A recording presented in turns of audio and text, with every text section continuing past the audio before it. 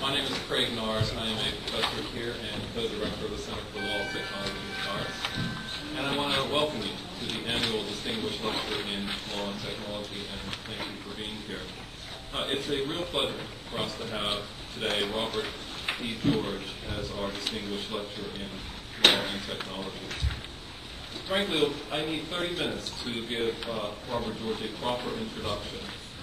But since I don't have that time, just let me mention a few things about him. He is currently the director of the James Madison Program in American Ideals and Institutions at Princeton, and the McCormick Professor of Jurisprudence. And as many of you may know, the McCormick chair was first held by Woodrow Wilson himself in 1898, and is a very prominent position to have indeed. Professor George is a member of the President's Council on Bioethics and formerly served as a presidential appointee to the United States Commission on Civil Rights. He is the author of numerous articles and essays and several books, including In Defense of Natural Law, Making Men Moral, and The Clash of Orthodoxies. It is my distinct pleasure to introduce to you Robert E. George.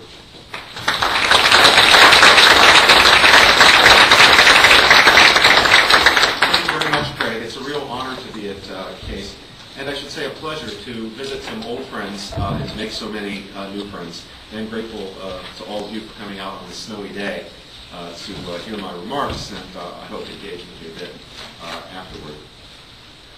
I want to say a special word of thanks to Craig Nard for inviting me out to Case. It's been a bit of a project. We've, I think, had to postpone this lecture twice, and if I recall correctly, both times were my fault. So, Craig, I apologize publicly for that, but I thank you very much for your perseverance in getting me out here. Today I'll be addressing the question of the moral and biological status of human embryos. I want to stress at the beginning that though this issue is divisive, and you certainly don't need me to tell you that, anyone who's opened a newspaper or looked at the TV or heard the radio in the past 5 years or so knows how divisive the issue of the status of the embryo is, it is nevertheless a debate among people of goodwill. Folks on both sides are motivated by their regard for important human goods, advancing biomedical science to bring healing and hope to suffering people, and protecting vulnerable, nascent human life. Given our sad division on this profoundly important question of morality and public policy, what people on the competing sides owe to each other is a candid, careful, and complete account of our reasons for believing what we believe. Whether we believe that embryos are members of the human family who deserve our concern and protection, or whether we believe that they are not and therefore are legitimately usable in biomedical research that might help a lot of people. I'll try to provide an account of my own beliefs this afternoon. I'll begin, however, by saying that people on both sides of the embryo question are fully entitled to act on their best judgments at the ballot box and in the forms of democratic deliberation. The question cannot be treated merely as one of private opinion. Like any question of who is a human being, the question of whether human embryos are human beings is an inherently public question. Since human beings as such have human rights, including the human right to legal protection, the belief that a human embryo is a human being entails a view about what the law pertaining to the protection of embryonic human life ought to be. It's therefore, it seems to me, just an error to say that people who believe that human embryos are human beings ought not to, quote, impose their views, unquote. People on the other side of the debate should not try to relegate their opponents' views to the private sphere, for that is an illegitimate imposition on their rights as full democratic citizens to participate in resolving the inherently public question of who is and who isn't a member of the human family, for whom they are obliged to take common responsibility. Which means that this is a debate that cannot be made to go away simply by saying that one's opinion on it one way or another is purely a private matter. But as I say, both sides owe each other their reasons and arguments presented honestly and with civility. Neither is entitled to disqualify the other from participating in the democratic debate. In my remarks today, I'll say a great deal about science, particularly the science of human embryology. I am not, however, myself a scientist. I therefore want to publicly acknowledge and to thank two scientific colleagues with whom I've worked on the arguments I'm going to be presenting to you, Dr. Maureen Kondik of the University of Utah and Dr. Marcus Grompe of the Oregon Health and Sciences University and the board of the International Society for Stem Cell Science. If we were to contemplate killing mentally retarded infants to obtain transplantable organs, no one would characterize the controversy that would erupt as a debate about organ transplantation. The dispute would be about the ethics of killing retarded children to harvest their vital organs.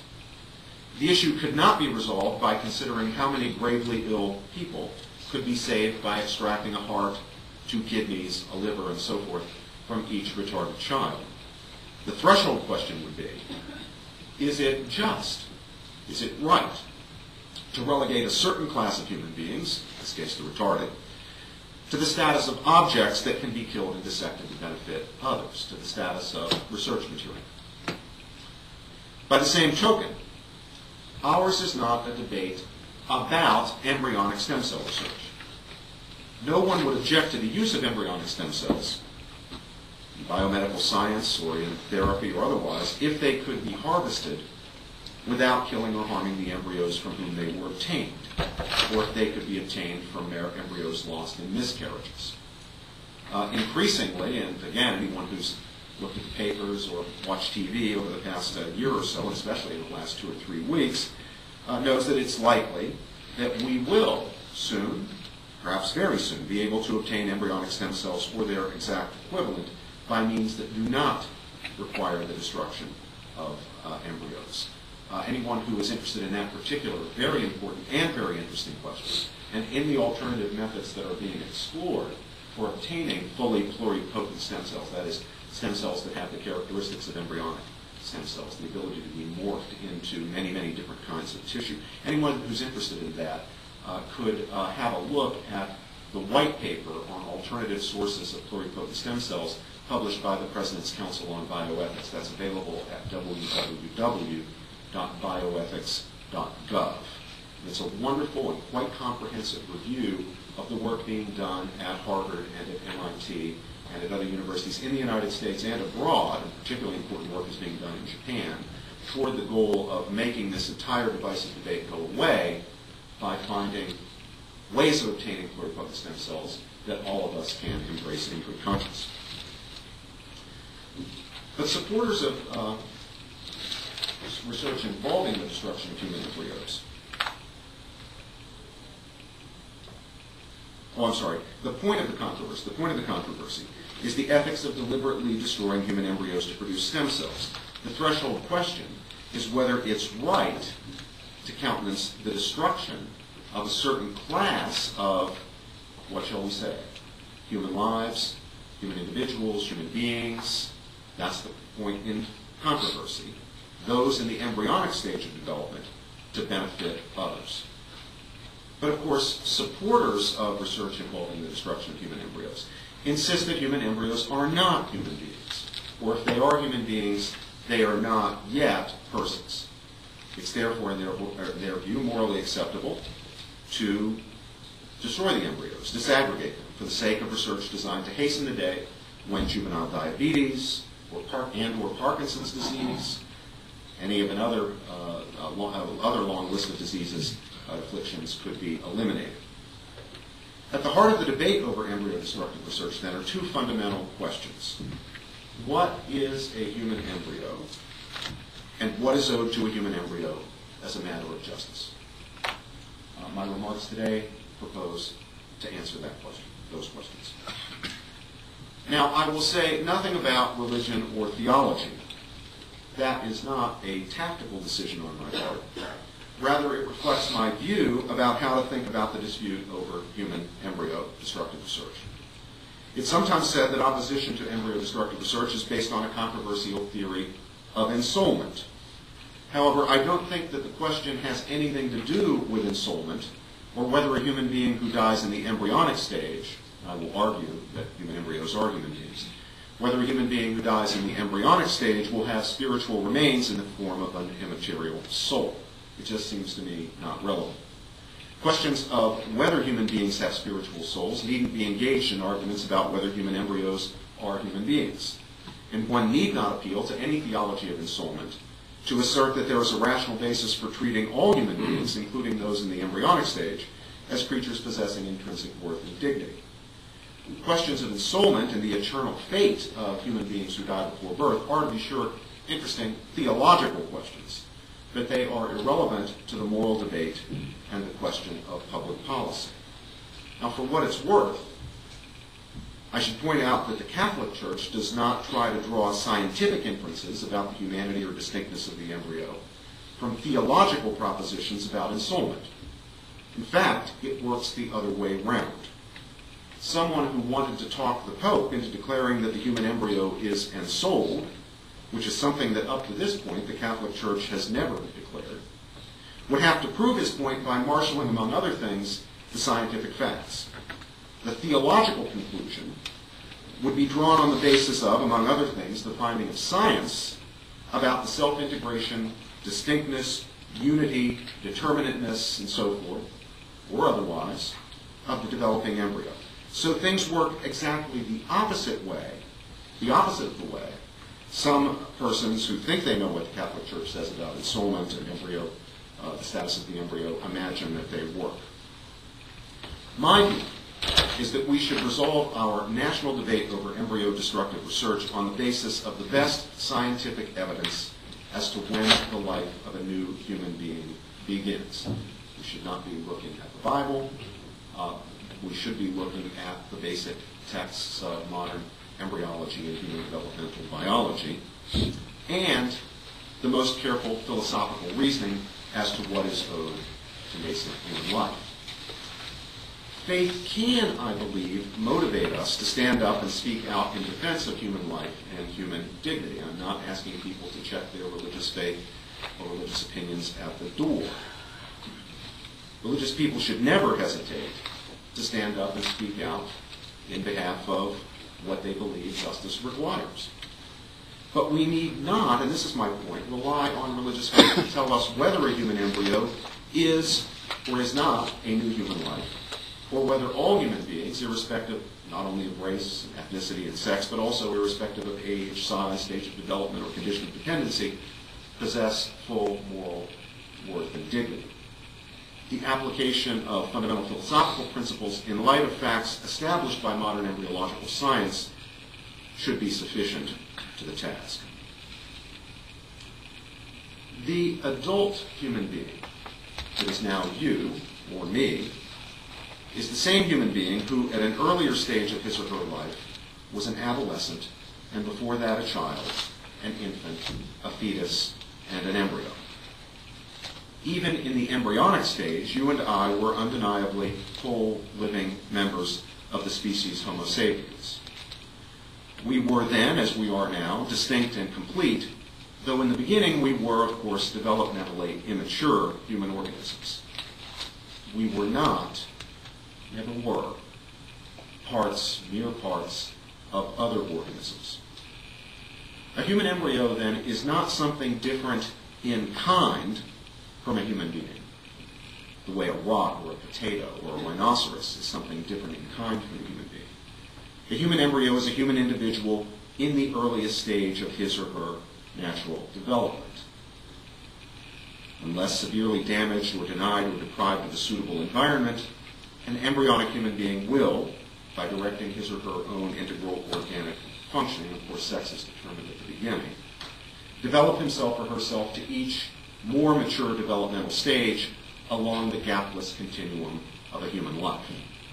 The embryonic, fetal, infant, child, and adolescent stages are just that, stages in the development of a determinate and enduring entity, a human being who comes into existence as a single-cell organism, the zygote, and develops, if all goes well, into adulthood many years later.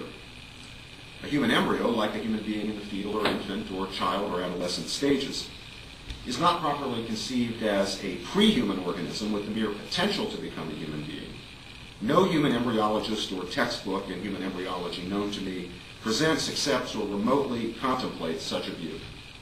The testimony of leading embryology texts is that a human embryo is already, and not merely potentially, a new individual member of the species Homo sapiens.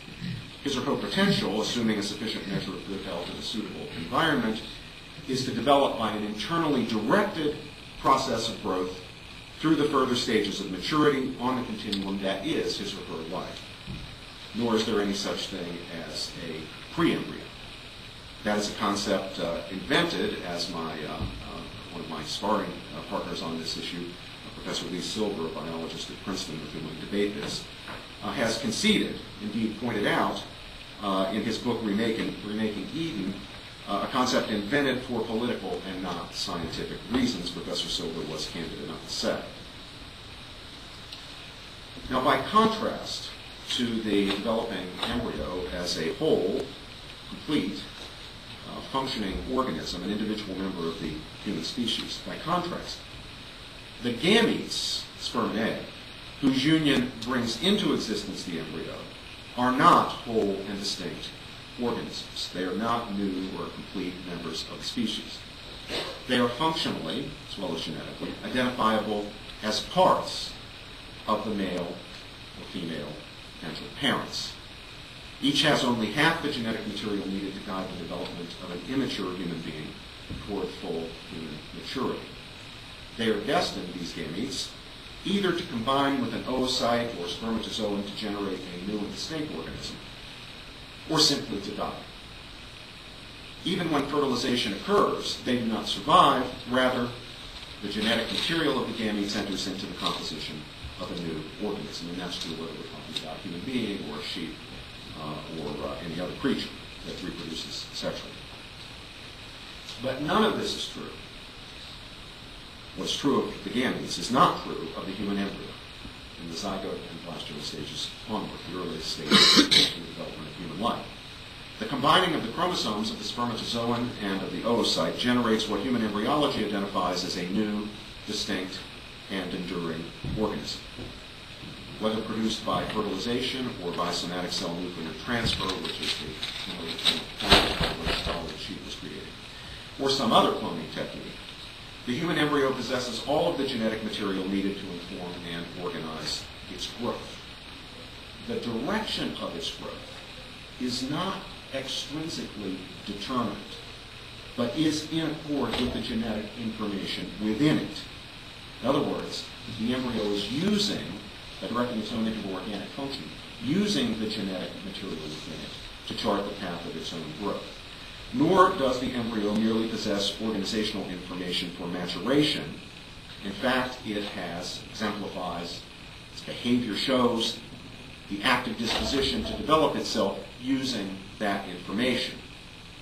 That's why we know, why the embryology texts attest that what we have in the case of the embryo is a whole and distinct human organism, a new member of the species, an embryonic human being.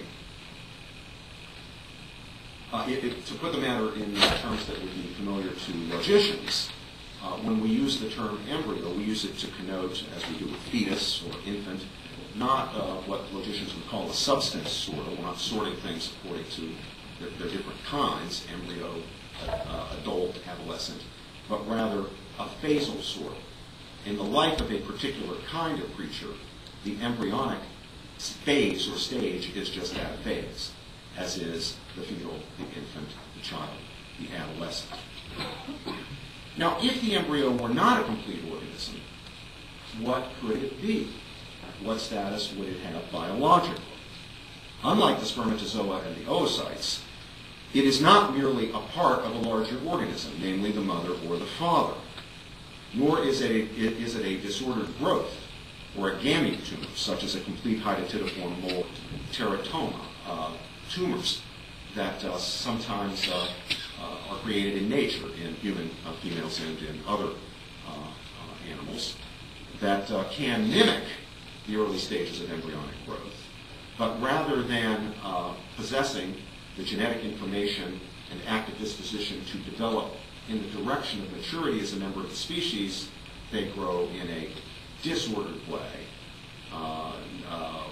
no line of growth toward maturity. That's why we characterize them and classify them as tumors rather than as embryos. Now, perhaps someone will say that the early embryo is an intermediate form, something which emerges into a whole human organism that is not one yet. But if that's the thesis, we must ask what could cause the emergence of the whole organism and cause it with such regularity. As I've already observed, it's clear that from the zygote stage forward, the major development of this organism is controlled from within. It's not extrinsically determined. That is, it's controlled by the organism itself. So after the embryo comes into being, no event or series of events occur which could be construed as the production of a new organism. That is, nothing extrinsic to the developing organism itself acts on it to produce a new character or a new direction in development. To put the matter in terms that would be familiar to philosophers, after the coming to be of the organism, whether by virtue of the union of the gametes or by somatic cell nuclear transfer or some other cloning technology, from the point at which the new entity comes into being as a distinct organism, it undergoes no substantial change, no change of substance, no change from being one type of substance into being another type of substance, one kind of thing, another thing. Rather, it develops toward maturity as the distinct kind of entity it is.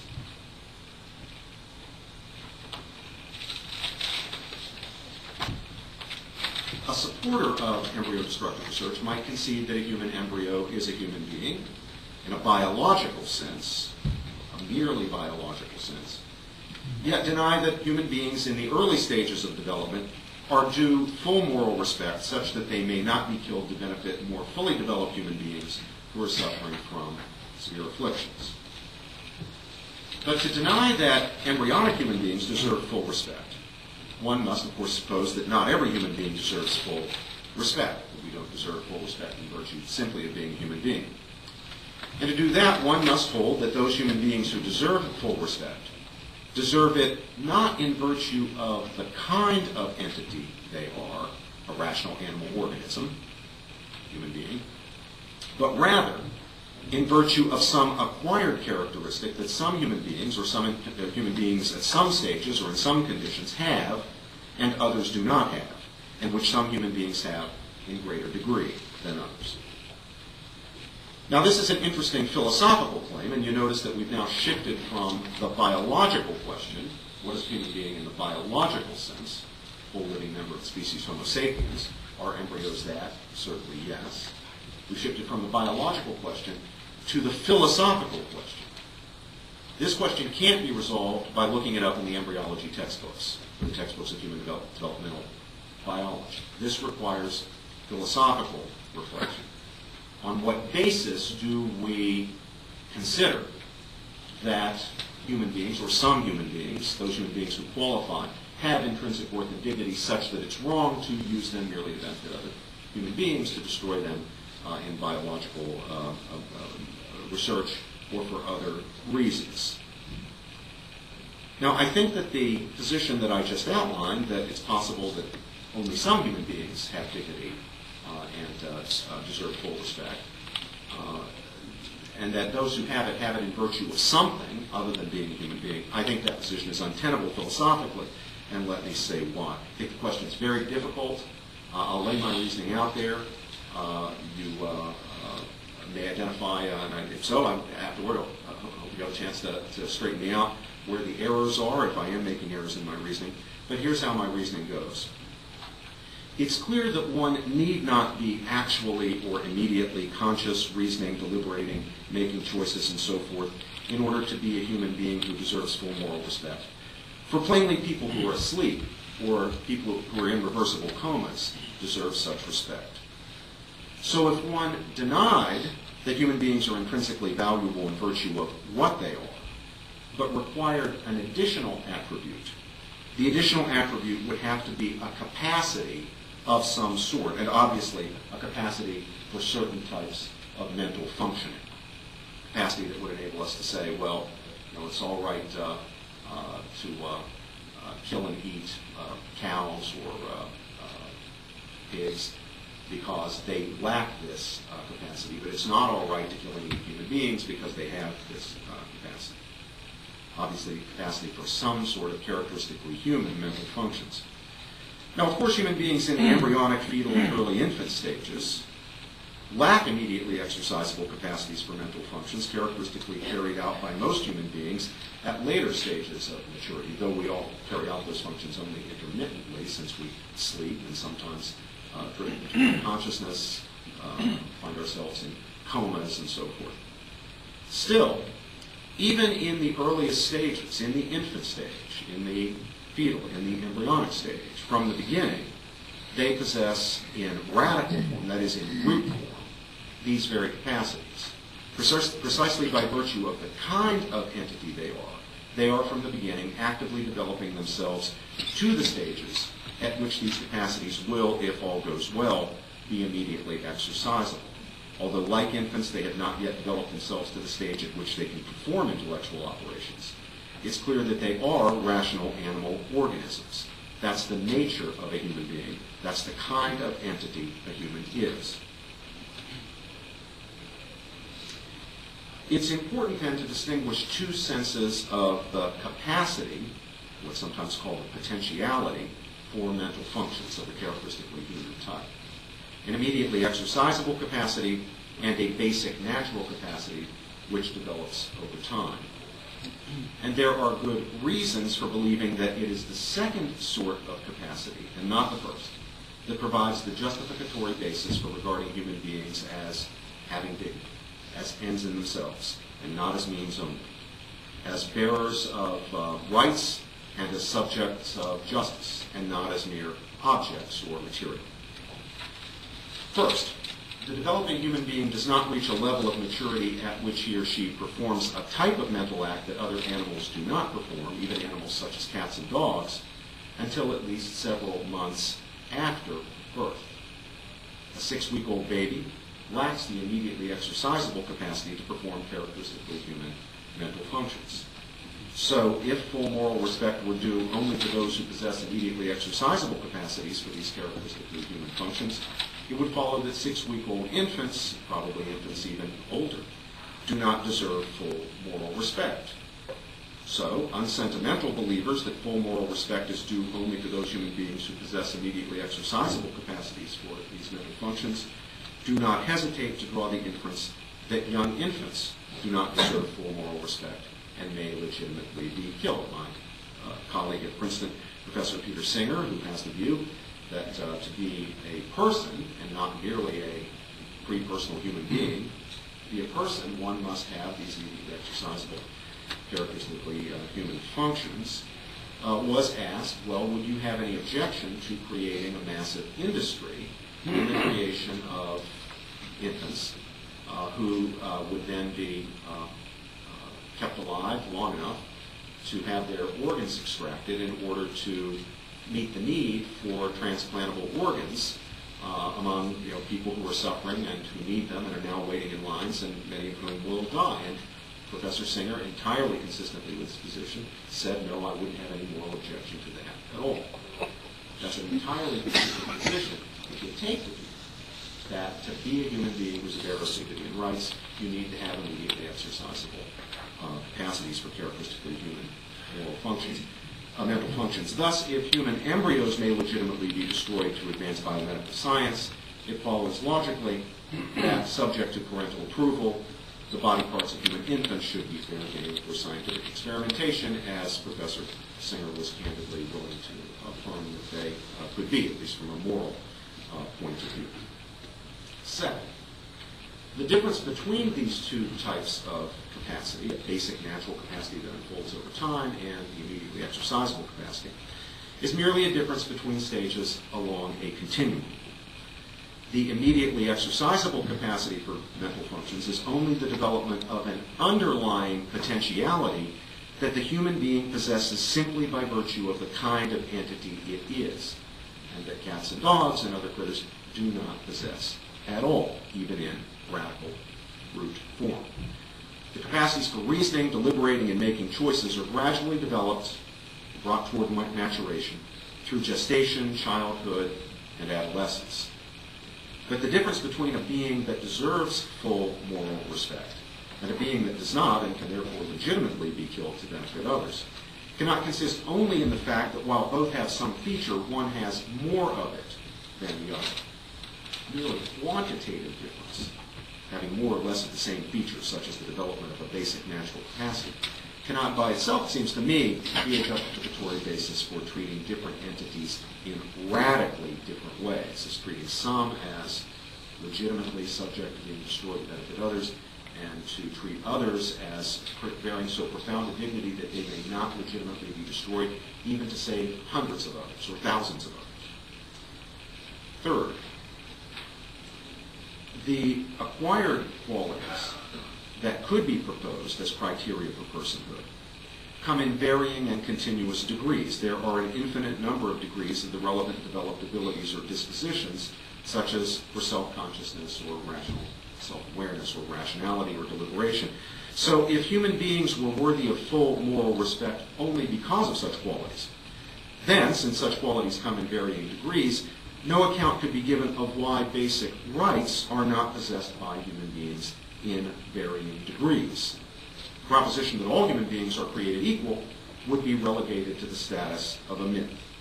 Since some people are more rational than others, that is, have developed that capacity to a greater extent than others, some people would be greater in dignity than others, and the rights of the superiors would presumably trump those of the inferiors. And this conclusion would follow no matter which of the acquired qualities proposed as qualifying some human beings or human beings at some developmental stages for full respect were the ones selected. So it cannot be the case that some human beings and not others are intrinsically valuable by virtue of a certain degree of development. Rather, human beings are intrinsically valuable in ways that enable us to ascribe to them equality and basic rights in virtue of what they are, that is, in virtue of the kind of being they are. And all human beings are intrinsically valuable. All are, in this fundamental respect, equal. We may differ, of course, in many, many respects, some of which are relevant to considerations of what people should be permitted to do. Let 5-year-olds drive cars.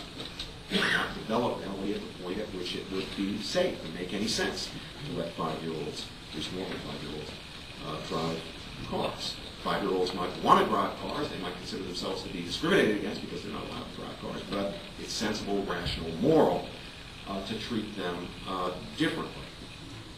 But that is entirely unlike the question of whether they are equal, entitled to equal rights in fundamental worth and dignity. A 5-year-old is the equal of anyone else, or people at any other age, when it comes to that. We may give special honors to people who are capable of profound intellectual achievement, say scientific achievement. We hold one like Einstein as a wonderful, extraordinary, exemplar of a human being. But in his fundamental worth and dignity, Einstein is no greater than, say, a child with Down syndrome or other form of mental retardation. So we would never countenance for a moment an argument that would say it's acceptable to, say, harvest a liver from a mentally retarded person in order to save Einstein. It's not because we recognize no difference between them. We realize that between the mentally retarded person and Einstein, there's a profound difference of ability. And we celebrate Einstein for his magnificent mind, for developing that human capability to such a high degree. Yet in respect of fundamental worth and dignity, something deeper even than intellectual achievement, we consider the mentally retarded child to be Einstein's equal. Well, since human beings are, I've argued, intrinsically valuable and deserve moral respect in virtue of what they are and not just their degree of development, it follows that they are intrinsically and equally valuable from the point at which they come into being. Which shifts the question back now from the philosophical to the biological. If the philosophical argument is correct, we can't draw distinctions in fundamental worth and dignity based on age or size or stage of development or condition of dependency, then the question becomes, well, when do we have human beings? When does human being come into existence? When does the life of a human begin? As I've argued in the first part of the paper, even in the embryonic stage of our lives, each of us was a human being, and as such worthy of concern and respect. Embryonic humans, whether brought into existence by union of gametes or SCNT or some other cloning technologies, should be accorded the respect given to human beings in other developmental stages. Stage of development, condition of dependency, age, size, location are not morally warranted grounds for drawing distinctions in fundamental worth and dignity between humans. Now, having laid out my affirmative argument, the biological argument, for human embryos as biologically human beings, and the philosophical argument in favor of the proposition that all human beings are indeed equal in fundamental worth and dignity. We have our dignity in virtue of being a rational animal organism, human being, and not in virtue of our attainment of some degree of development. Let me now turn to some of the arguments that have been advanced by people on the other side of the debate, including several of my colleagues on the President's Council on Bioethics that I'll mention, to cast doubt on the propositions that I have been arguing for, to cast doubt on the proposition that human embryos deserve to be afforded full moral status. I won't canvass all of the arguments, but I'm going to try to focus the attention on those that I think are just the strongest, those that would make me pause the longest, those that I think really do need to be taken most seriously. I've elsewhere published, and for anyone who's interested, I think there's a list of my publications. I've elsewhere published papers that address all of the arguments that I know, including those that I think are not so strong. I want to focus here on what I think are the best arguments against my position. Well, in defending research involving the destruction of human embryos, Ronald Bailey, a science writer for Reason magazine, a libertarian magazine out of Washington, has developed an analogy between embryos and somatic cells in light of the possibility of human cloning. Bailey claims that every cell in the human body has as much potential for development as a human embryo, due to the fact that any cell can be used in cloning. Embryos, therefore, can have no greater dignity or higher moral status than ordinary somatic cells. So you see this as an argument in the form of a reductio ad absurdum. If an embryo is just like any other cell in the human body, and we don't regard skin cells that we wash off and rub off of ourselves every day in multitudes as human beings, well, we shouldn't consider embryos to be human beings. How's the argument go? Well, Bailey observes that each cell in the body possesses the entire DNA code. Each has become specialized as muscle or skin or what have you, liver, neural cells, by most of that code being turned off. In cloning, those portions of the code previously deactivated are reactivated. So Bailey says, quoting Australian bioethicist Julian Savulescu, quote, if all of our cells could be persons, then we cannot appeal to the fact that an embryo could be a person to justify the special treatment we give it, unquote. Since plainly we are not prepared to regard all of our cells as human beings, we shouldn't regard embryos as human beings. Okay, so you see the argument. Bailey's analogy between somatic cells and human embryos collapses, I think I can show, under scrutiny. The somatic cell is something from which, together with extrinsic causes, other extrinsic causes, a new organism can be generated. But it is not itself, on any scientific account, a new organism, a distinct organism. It's not a whole, it's a part. It's a part that can be used in the making of a whole, but it is, in itself, a part. A human embryo, by contrast, as all the embryological texts attest, already is a distinct, self-developing, complete human organism. Bailey suggests that the somatic cell and the embryo are on the same level because both have the, quote, potential to develop to a mature human being.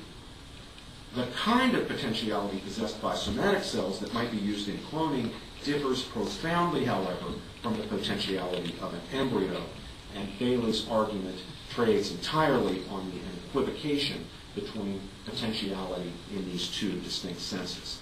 A somatic cell has a potential only in the sense that something can be done to it so that its constituents, its DNA molecules, enter into a distinct whole human organism, which is a human being, a person.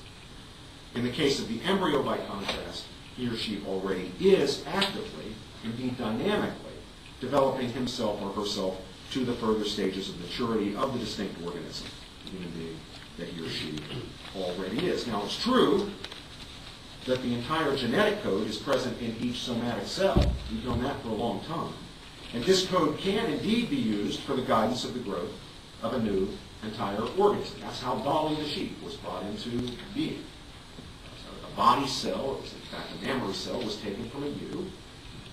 That cell had its nucleus removed. It was inserted, the nucleus, into an enucleated ovum, a nucleated sheep egg. Nucleate just means that its center was removed, its core was removed. They're fused, given electric charge, pray real hard. It only happens, one out of every hundreds of times. And if everything goes right, the stars line up, kaboom, you get what? Not the full-scale Dolly the sheep, chewing the grass. You get a little tiny twin of the original ewe from which the somatic cell was taken. You get a sheep embryo, which then, if given an adequate environment and nutrition, or in severe disease or accident, will develop itself through the ordinary stages of the development of a sheep. And at every stage, as an identical twin of Dolly, will look like, an identical twin of the sheep from which Dolly was taken will look like that sheep. Dolly will look like that sheep. So my point here is that the fact that the entire genetic code is present in each somatic cell and can be used to guide the growth of a new organism does nothing to show that the potentiality of a somatic cell is the same as the potentiality of a human embryo. When the nucleus of an ovum is removed, and a somatic cell is inserted into the remainder of the ovum and given an electric stimulus, this does more than merely place the somatic cell in an environment hospitable to its continuing maturation and development. Rather, it generates a wholly distinct, self-integrating, entirely new organism. As I say, it generates an embryo. If we're working with sheep cells, it generates a sheep embryo. It then develops into a mature sheep if all goes well. As a human, assuming that it turns out to be possible to clone humans, I suspect that it will be, although it's been surprisingly difficult. We thought it had been done 3 years ago and by some scientists in South Korea. It turns out that it was a complete fraud. It hadn't been done. So it is kind of curious that these complicated creatures that we are prove to be very difficult to clone. So far it hasn't been done. But in theory it should be possible, and I suspect that in practice it will be possible. But in any case, whatever the species is, when the cloning process is successful, it creates a new member of the species in the embryonic stage. The entity, the embryo brought into being by the process, is quite radically different in kind, and not just in stage of development, from the constituents that enter into its generation.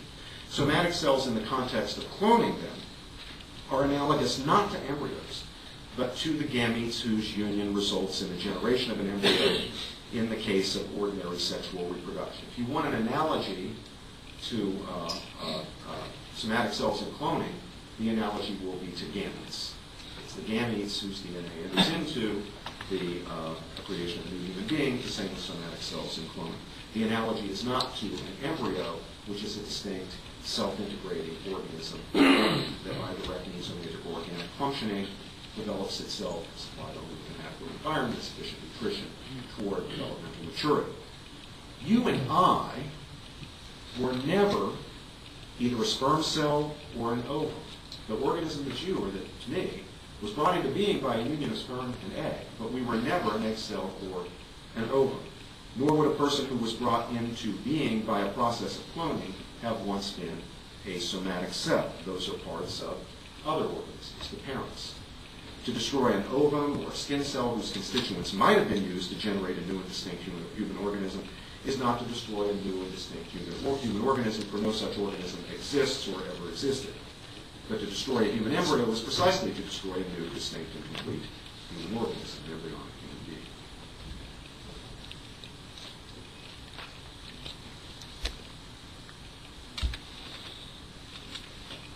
Now let me turn to a second argument, another important argument that has been advanced for the position opposed to my own.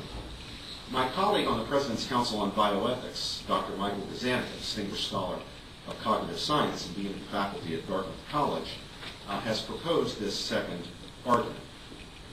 While agreeing that a human embryo is an entity possessing a human genome, Gazzaniga has suggested that a human being in the sense of a person comes into being only with the development of a brain, and that prior to that point we have a human organism, to be sure, not just like a sperm cell or a somatic cell, but a human organism which in that stage lacks the dignity and rights of a human person. So this is a very different kind of argument, although it's an argument for the proposition that human embryos are not human beings in the sense of being persons with rights. Human beings in the earliest stages of development, the argument points out, or argues, claims, may legitimately be treated as we would treat organs available for transplantation, assuming, as with transplantable organs, that proper consent for their use is given and so forth. In presenting his case, Dr. Gazzaniga observes that modern medicine treats the death of the brain as the death of the person, authorizing the harvesting of organs from the remains of persons, even if some physical systems are still functioning. But if the human being is no longer a person, once the brain has died, then surely a human being is not yet a person prior to the development of the brain. You see the argument? It's the brain theory of personhood. You have it when you have a brain. You don't have it when the brain is gone. You didn't have it before the brain emerged. Now that's a kind of plausible sounding argument on its face. But it suffers, I think, from a damning defect. Under prevailing law and practice, medical practice, the rationale for brain death is not that a brain-dead body is a living human organism but no longer a person. Rather, brain death is accepted because the irreversible collapse of the brain is believed to destroy the capacity for self-directed, integral organic functioning of human beings who have matured to the stage at which the brain performs a key role in integrating the organism, the central role in integrating the organism as whole. In other words, at brain death, there is no longer a unitary organism at all. By contrast, although an embryo has not yet developed a brain, it is clearly exercising self-directed integral organic functioning, and so is a unitary organism, an embryonic human being. In that respect, entirely different from a corpse, a brain-dead body. Its capacity, that is, the embryo's capacity to develop a brain, is inherent and developing, unlike a corpse. Just as the capacity of an infant to develop its brain sufficiently for it to actually think is inherent and developing. If we go down Gazzaniga's road, it's going to fall into the logical, some logical implications that I think are unsavory, that if we really care about the existence of the brain, why do we care about the existence of the brain in order to think? When does that start happening? Well, not until well after birth. Unlike a corpse, the remains of what was once a human organism is now dead, even if particular systems may be artificially sustained. A human organism in the embryonic stage of development is a complete, unified, self-integrating human individual. It's self-integration that is the key, not the possession of the brain. It's not dead, this embryo, but very much alive, even though its self-integration and organic functioning are not brain-directed at this stage. Its future lies ahead of it, unlike a corpse, unless it's cut off or not permitted to develop its inherent capacities. Thus it is that I and other defenders of embryonic human life insist that the embryo is not a potential life, but rather it's a life with potential. That's a slogan, but it seems to me it's a slogan with a very great advantage of being true. It's a potential adult, this embryo, in the same way that fetuses, infants, children, and adolescents are potential adults. It has the potential for development toward the fully mature stage of the organism of the species it is. It has the potential for agency just as fetuses, infants, and small children do. That is the potential to develop to the point at which agency will be exemplified. But like human beings in the fetal, infant, child, and adolescent stages, human beings in the embryonic stage are already and are not merely potentially human.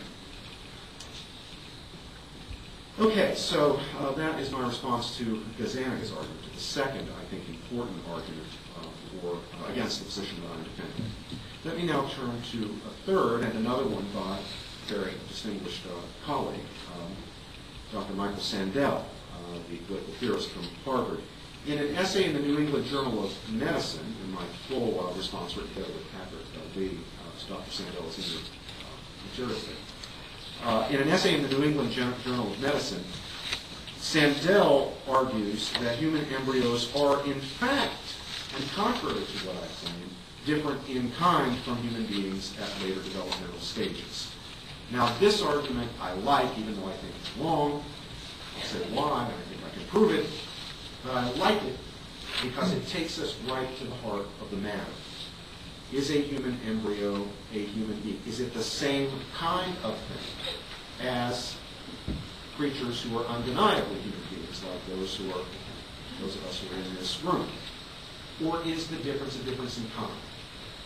Sandel and I agree on a critical point, that what matters, the key question, is the question of whether we've got the same kind of creature. Whether the difference is a difference in kind or not. If it is different in kind, I lose.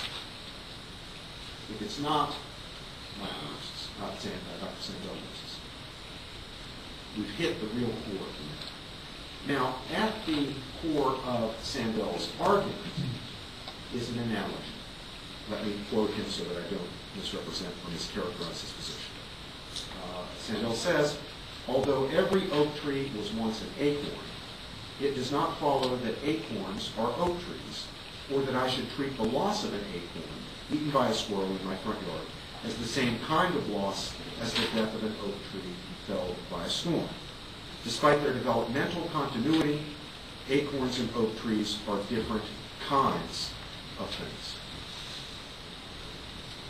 Do note, though, the concession to my argument here, that there is, in fact, developmental continuity. So Sandel maintains that just as acorns are not oak trees, embryos are not human beings. But this argument fails, and it fails in a way that highlights the basic error in supposing that human embryos lack fundamental worth and dignity, and may therefore legitimately be relegated to the status of disposable research material. Professor Sandel's argument begins to go awry with his choice of analogates. Notice what they were. The acorn is analogous to the embryo, and the oak tree, Michael says, is analogous to what? The human being. That's how the thing is set up. Embryo is the acorn, as human being is the oak. But in view of the developmental continuity that Sandel concedes, and that science fully establishes, the point is really beyond question. The proper analogate of the oak tree is the mature human being, that is, the adult. Of course, Sandel's analogy has its apparent force because we really do feel a sense of loss when a mature oak is felled, if it is an attractive, magnificent oak, one that has grown to its magnificence over maybe 70 or 80 or 100 years. But while it's true that we do not feel the same sense of loss at the destruction of an acorn, it's also true that we do not feel the same sense of loss at the destruction of an oak sapling. But clearly the oak tree does not differ in kind from the oak sapling. This shows that we value oak trees not because of the kind of entity they are, but rather because of their magnificence, if they happen to be magnificent. If an oak tree is kind of straggly and not very magnificent and ugly, we feel no sense of loss whatsoever. It's being chopped. What the analogy, if we're going to press this analogy to that is, a person in a severely debilitated condition. Now, neither acorns nor saplings are magnificent, so we do not experience a sense of loss when they are destroyed. If oak trees were valuable in virtue of the kind of entity they are, then it would follow that it is just as unfortunate to lose an acorn as an oak tree. But the basis for our valuing human beings is profoundly different, critically different in a way that undermines Michael Sandel's argument. As Sandel concedes, we value human beings precisely because of the kind of entities they are. You and I agree about that. Indeed, that is why we consider all human beings to be equal in basic dignity and human rights. We most certainly do not consider that especially magnificent human beings, such as Albert Einstein or Michael Jordan, or a great beauty, or a great athlete, another great athlete besides Jordan, perhaps a wonderful baseball player, or a person who's a magnificent artist, or what have you. We do not consider that these especially magnificent human beings are of greater fundamental worth, inherent value, and dignity than human beings who are physically frail or mentally retarded. We really wouldn't contemplate or tolerate the killing of a retarded child or a person suffering from, say, brain cancer in order to harvest transplantable organs to save Michael Jordan or Albert Einstein. And we do not tolerate the killing of infants, which, on Sandel's analogy, would be precisely analogous to the oak saplings at whose destruction in forest management we do not regret. Managers of oak forests freely kill saplings just as they might destroy acorns to ensure the health of the more mature trees, and no one gives it a second thought. This is precisely because we do not have reason to value members of the oak species as we value human beings. That is because of the kind of entity they are. If we did value oaks for the kind of entity they are, and not for their magnificence, if they happen to be magnificent, then we would have no less reason to regret the destruction of saplings and even acorns than oak trees. Conversely, if we value human beings in a way analogous to that in which we value oak trees, then we would have no reason to object to killing human infants or even mature human beings who are severely defective. Sandel's defense of the destruction of embryos on the basis of an analogy between embryos and acorns collapses then the moment we bring into focus the profound difference between the basis on which we value oak trees and the basis on which we ascribe intrinsic value and dignity to human beings. And that is something that Marcus Aurelius just overlooks entirely. We value oaks for their accidental properties, magnificence that they might have or not have, and still be oak trees, and the instrumental value they provide, pleasure, shade, what have you. But we value human beings because of the intrinsic worth and dignity they possess in virtue of the kind of entity they are. We don't value them because they're instrumentally useful or consider them to be of less inherently value because they're severely debilitated, retarded, demented, or what have you. Now, let me consider a fourth line of objection that's powerful and important. Some have claimed that the phenomenon of monozygotic twinning, identical twins, shows that the embryo in the first several days of its gestation is not a human individual. The suggestion is that as long as twinning can occur, what exists is not yet a unitary human being, but only a mass of cells, each cell being totipotent and allegedly independent of the other. Totipotent just means having itself the capacity to develop toward maturity. Now, it's true that if a cell or group of cells is detached from the whole at an early stage of embryonic development, then what is detached can sometimes become a distinct organism and has the potential to develop to maturity as distinct from the embryo from which it was detached. But this does not show that before detachment, the cells within the human embryo constituted only an incidental mass. Consider the parallel case, which was discussed by Aristotle, so it goes back a long way, of division of a flatworm. Parts of a flatworm have the potential to become a whole flatworm when isolated from the present whole of which they are part. Yet no one would suggest that prior to the division of a flatworm to produce two whole flatworms, the original flatworm was not a unitary individual. Likewise, at the early stages of human embryonic development, before specialization by the cells has progressed very far, the cells or groups of cells can become whole organisms if they are divided and have an appropriate environment after the division. But that fact does not in the least indicate that prior to the twinning, the event of twinning, the embryo is other than the unitary, self-integrating, actively developing human organism. It certainly does not show that the embryo is a mere clump of cells.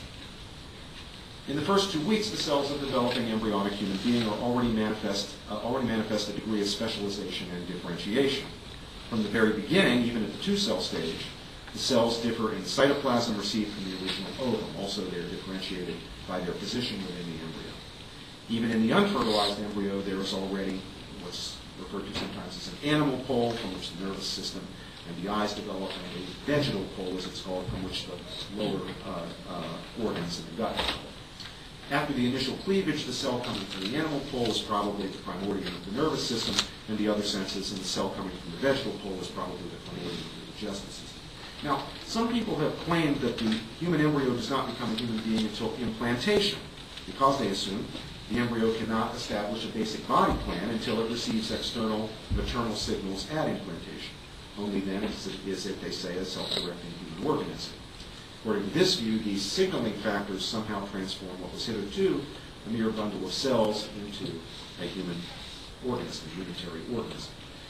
However, there's much dispute among embryologists about whether any such maternal signaling actually occurs. As Hans-Werner Dinker, a German embryologist, observes, it was once assumed that in mammals, in contrast to amphibians and birds, polarity in the early embryo depends upon some external signal, since no clear indications of bilateral symmetry had been found in oocytes, zygotes, or other blastocysts. But this view has been revised in light of emerging evidence. Indications have been found that in mammals the axis of bilateral symmetry is indeed determined, although at first in a labile way, by sperm penetration as in amphibians. Bilateral symmetry can already be detected in the early blastocyst, and it's not dependent on implantation. Denker, whom I just quoted, refers specifically to the work of Magdalena Zernicka-Getz and her colleagues at Cambridge University and R.L. Gardner at Oxford University, which shows that polarity exists even at the two-cell stage. So, in other words, the older view is being challenged by a newer view, and the issue does not seem to have been definitively settled. However, whichever of the two is true, even if the emerging evidence turns out to not hold up, it's less than candid for anyone to assert the older view without acknowledging the new research which seems to overturn it, being published in credible scientific journals from leading universities in major peer-reviewed studies. Moreover, and here is the more important point to this argument, even if it is the case that polarity does not emerge until maternal signals received in implantation, that wouldn't provide any evidence at all that such a signal transformed what was a mere bundle of cells into a unitary multicellular human organism. Just as the lungs begin to breathe at birth only in response to certain external stimuli, so it makes sense, even if the older view is true, that differentiation into the rudiments of the distinct body parts, the basic bilateral polarity, would begin only in response to some external stimuli. And this is exactly how signals speculated to occur, perhaps in mammalian embryos, were interpreted by embryology texts that mentioned them prior to the publication of work by Zernicka-Getz and Gardner in the teens. Prior to implantation, there is much evidence that the human embryo is, from day one, a unitary organism and never a mere bundle of cells, and this is the universal testimony of the embryology texts. Development in the embryo is complex and coordinated, including what's referred to as compaction, cavitation, and other activities in which the embryo prepares itself for implantation. However, the clearest evidence the embryo is, even in the first 2 weeks, no mere mass of cells, but in fact a unitary developing organism is this. If the individual cells within the embryo before twinning were each independent of the others, there would be no reason why each would not regularly develop on its own. Instead, these allegedly independent, non-communicating cells regularly function together to develop into a single, more mature member of the human species. This fact shows that interactions taking place between the cells from the very beginning, even within what's called the zone of lucida before implantation, restraining them from individually developing as whole organisms and directing each of them to function as a relevant part of a single whole organism continuous with the zygote. So the fact that twinning, which can occur if there's some external cause of the disruption of the embryo leading to the emergence of a second embryo, does not show that the embryo is a mere incidental mass of cells. Rather, the evidence clearly indicates that the human embryo from the zygote stage forward is a unitary human organism. Well, as I say, there are other arguments. That's the fourth, the really serious and substantial arguments that I think need to be considered carefully, taken on board, reflected on. There are other arguments that have been advanced against my view. However, in view of the limitations, I did want to focus on those that are stronger. I've laid aside such arguments which I consider to be quite weak, as those proposing to infer something of moral relevance from the fact that human embryos are very small, that they're not yet sentient, or from the fact that a high percentage of human embryos are naturally lost early in pregnancy, or the claim that people typically do not grieve for the loss of embryos in early miscarriages, or do not grieve intensely as they do for children who die later in gestation or as infants. I've addressed these issues and more in various published writings, and I have a book coming out on Doubleday 9 to 10 months, in which all of those arguments are canvassed. If there is a valid argument to show that human embryos are something other than human beings in the embryonic stage of development, or that embryonic human beings lack the basic dignity and moral worth of human beings in later developmental stages, I believe that it is one of the arguments that I have considered today. If it's true, if the position contrary to mine is true, if my position is false, it must be because I am mistaken in counter-arguments that I have run against one of those four positions that I laid out. I've, of course, given you my reasons for thinking that none of these arguments, in fact, can withstand critical intellectual scrutiny. The debate about stem cell research and the value of embryonic human life, of course, continues. But if that debate is informed by serious attention to the facts of embryogenesis and early human development, and to the profound, inherent, and equal dignity of human beings, then I think we will, as a nation, in the end, give embryos a high status, a status as human beings, one that would preclude treating them as disposable research material. Now, does this mean that we must sacrifice whatever benefits might in fact be gained by embryonic stem cell research using pluripotent stem cells? And of course, what exactly can be gained is very much open to debate. But do we have to sacrifice whatever can be gained? I think the answer to that question is no. Scientists have already made tremendous progress toward the goal of producing fully pluripotent stem cells by non-embryo destructive methods. The various approaches are laid out in the white paper on alternative sources of pluripotent stem cells that I mentioned earlier.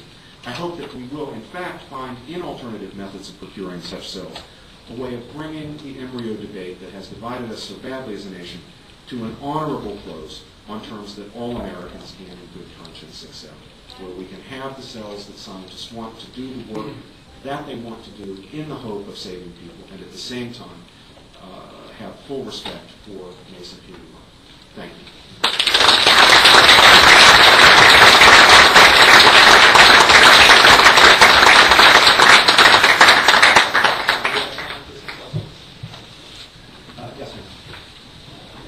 One of the things that about your presentation is that it seems like you're talking about embryos as though they were out there and whether or not we can use them. But that's obviously not the case. What we're actually talking about is using, getting embryos from abortions. And it would seem as though nobody is suggesting, for example, that we should force pregnant women to have abortions because we need their embryos. So the question becomes, is there ever a legitimate reason to have an abortion? And it would seem as though if the only thing to be thinking about is the status of the human status of the embryo and the way that you're talking about, it would seem as though it would follow that even in the case of rape, an abortion is not morally justified, or in the case of threat to the woman's health or life, that abortion isn't justified. Because it would seem as though if there's a justified reason to get the embryo in such a way so that then there doesn't seem to be that much problem with using the embryo, because once it's outside of the woman, obviously it doesn't have the characteristics that you said it has, which is the ability to project itself into a human being on its own. And I guess it seems to me to be a very questionable moral claim to say that every embryo has the right to the kind of care that a human being has. And, even if you were to say that in and of itself an embryo has the status of a human being, that doesn't necessarily imply that it has the right to the kind of care that embryos want or need. Obviously, that's what they need. So I guess I'm not really sure. How would you respond? Okay. Well, I gather that you disagree with me, which is great. We can have a conversation about that. Now, it's interesting that the debate over embryonic stem cell research, and particularly over cloning to produce embryos for use in biomedical research, does not track directly the debate over abortion, and even those who are involved in the debate do not entirely overlap their abortion positions. So, for example, some leading feminists who support the idea of legal abortion and even its public funding, oppose embryo-destructive research and cloning. And some on the pro-life side who are opposed to abortion support either the use of leftover cryopreserved in vitro fertilization spare embryos, or even the creation of new embryos by cloning. Some good examples: Orrin Hatch, Trent Lott, Tad Cochran, just to mention members of the Senate. Now, why don't they track? What's the difference? I think the reason they don't track is that the premise of your point, or your question, is just wrong. We do not obtain embryos for research, blastocyst stage embryos, from abortions. They can't be obtained that way. They can only be obtained from extracorporeal, out of the body embryos that are nurtured, cared for out of the body to keep them in a condition that enables us to not so much harvest stem cells from them, because that isn't actually what happens. You create the stem, we talk about harvesting stem cells from embryos. Actually, what we do is we take cells that are not pluripotent from the embryo and we culture them in a petri dish in such a way as to reduce pluripotency and then use them. All this is to say that we either, to get these embryos for scientific research, we can't get them by abortions. We either have to use the IVF spares or create embryos by cloning. Now, often people say, Senator Frist, for example, who supports embryo-destructive research if the embryos are from IVF spare embryos, but not by cloning. Some people say, well, look, the embryo is a human being. Senator Frist says this, and it deserves the full respect, and we should not take the life of a human being for any, at the most grave reasons. But these embryos are going to die anyway. There are 400,000 embryos in cryopreservation. Many of them will either be discarded or used for scientific research, whether it can be funded by the federal government or not. Since they have no real life prospects, they can't be used. Now, I answered that argument by saying we don't countenance the taking of human life or its use in research, even among people who are going to die soon anyway, like death row inmates. We were scandalized by the Chinese practice of harvesting organs from death row inmates and that sort of thing. We wouldn't countenance it here. It doesn't matter whether somebody's going to die in 5 weeks or 5 days or 5 hours or even 5 minutes. Once we understand them to be human beings, then we consider them to be immune from being used as research material. But whether that argument is good or bad, or whether Frist's argument is good or bad, it's a sideshow. It's a sideshow for this reason. There are, at most, 400,000 or 500,000 cryopreserved embryos in the United States right now. Of those, only a small fraction have been designated even as eligible for research by their parents. And that research is now perfectly legal. It's just that it can't be publicly funded. There's no reason to think that the percentage of parents who are prepared to authorize their embryos for research would go up if public funding were available. So you're down to just a few thousand, maybe 10 or 12,000 embryos that would even be available. And of those, of course, you'd have a certain attrition rate. So what would you have? Maybe 2/3, maybe only half of those available. Now, if embryonic stem cells are to be used in the way they have been sold to the public, that is, in therapies, for therapeutic purposes, for treatment of diseases, you would need, for the treatment of any one disease, if you could actually get a treatment breakthrough. Remember that there's not a single trial, even a single clinical trial, in stage 1 using pluripotent stem cells because of their tendency to tumor formation. But let's say you got a breakthrough. Let's say you got beyond all that. You were able to go after one disease. With that what would amount to a handful of embryos, you would get nowhere. You would have to create new embryos for the purpose, either by union of gametes or by cloning. And how would you do it? You'd do it by cloning. You need hundreds of thousands, even for the treatment of a single, say, Parkinson's. Would you do it by union of gametes or cloning? Either way, you're creating new human lives for destructive research. You're not just getting them out of cryopreservation where they would be discarded anyway in a certain percentage of cases. You would go for cloning. Why would you go for cloning? Because what you want is a genetic match. Every single one of the IVF spare embryos, or any embryos that are made by union of gametes, are products of the genetic lottery. To match the person you want to treat in order to eliminate the problem of rejection, which is the bane of regenerative medicine, you would ideally make a match. So you make a clone using your cells if you were a person to be treated, and then at some stage of development, destroy the clone to produce the stem cells to treat the person with stem cells that are an exact genetic match. So that's why I think the whole debate over IVF spares is just a sideshow. Certainly not a debate about abortion, but the IVF spares are a sideshow, and the real issue we need to be debating is whether we want to count this clone. Just before we get to the airport, we have time for one more. Yes. You're walking down the street, and you go past a building, and you notice there's a fire in the building. And you walk in, and you discover you've walked into a fertility clinic, and you walk into a room, and on one side of the room is an anesthetized woman from whom eggs have just been retrieved, and on the other side of the room is a petri dish in which there is a newly successfully fertilized zygote.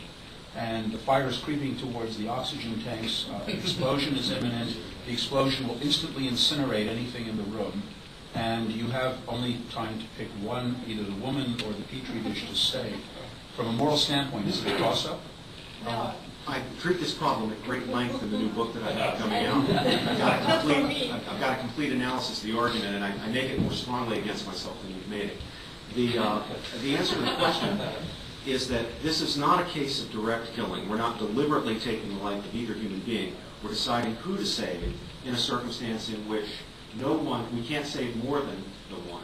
And there are a range of legitimate reasons that could favor saving the woman. We might make exactly the same decision if we had the woman in one room and 3 people in persistent vegetative states or long-term comas in another room.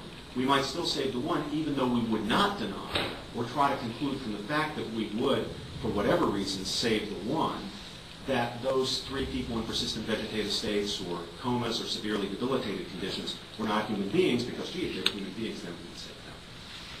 One less than viable. Yeah. In hardcover.